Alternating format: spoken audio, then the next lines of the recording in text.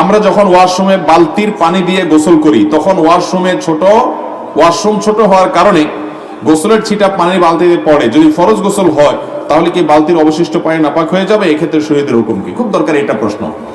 ছোটখাটো গোসলখানাতে আজকাল আমরা গোসল করি, তো বালতিতে পানি আছে, ধরেন ভালো পানি, আপনি ঝর্ণাতে পানি গোসল করতেছেন অথবা মগ দিয়ে গোসল করতেছেন, বালতিতে পানির ফোঁটা পড়তেছে, তো ছোটখাটো যে ফোঁটাগুলো পড়ে এর কারণে কি হবে না? বালতির পানি নাপাক হবে।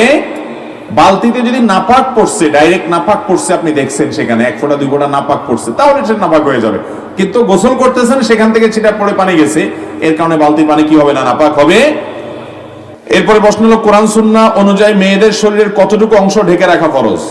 আল্লাহ রাব্বুল আলামিন মেয়েদেরকে বলেছেন, ওয়ালা ইউবদিনা যিনাতাহুন্না ইল্লা মা যাহারা মিনহা, মেয়েরা তাদের পুরো শরীরের সকল সৌন্দর্য ঢেকে রাখবে। অতএব সৌন্দর্য বলতে যা সেটা তারা ঢেকে রাখবে। 2 হাতের কবজি, 2 পায়ের পাতা এটা খোলা রাখতে পারে, কিন্তু এখানে আংটি পরে, এখানে অলংকার পরে, এটাও সৌন্দর্য প্রকাশিত হয়, সেজন্য এটাও ঢেকে রাখাটা পর্দার দাবি, বিশেষ করে ফিতনার এই সময়।